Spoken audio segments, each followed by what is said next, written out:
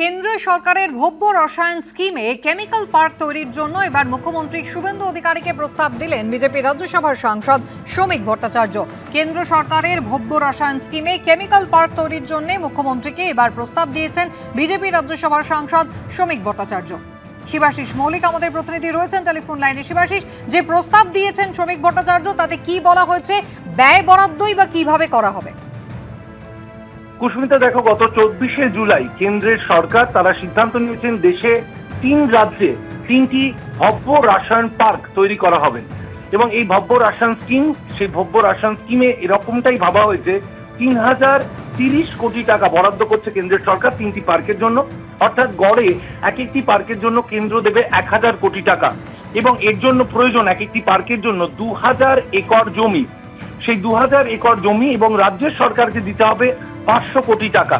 এই প্রস্তাব শ্রমিক ভট্টাচার্য, রাজ্যসভার সাংসদ হিসেবে শ্রমিক ভট্টাচার্য রাজ্যের মুখ্যমন্ত্রী শুভেন্দু অধিকারীকে আজকে চিঠি লিখে জানিয়েছেন। তিনি জানিয়েছেন কেন্দ্রের পক্ষ থেকে যে সুযোগ দেওয়া হচ্ছে সেই সুযোগের সৎ ব্যবহার করা উচিত রাজ্য হিসেবে পশ্চিমবঙ্গের, এবং পশ্চিমবঙ্গ সরকার যদি WBIDCর মাধ্যমে এই বিষয়ে উদ্যোগী হয় সেই অনুরোধ রেখে কিন্তু শ্রমিক ভট্টাচার্য মুখ্যমন্ত্রী শুভেন্দু অধিকারীর কাছে এই প্রস্তাব দিয়েছেন। এর জন্য কেন্দ্রের পক্ষ থেকে 1000 কোটি টাকা দেওয়া হবে, রাজ্যের পক্ষ থেকে 500 কোটি টাকা দেওয়া হবে।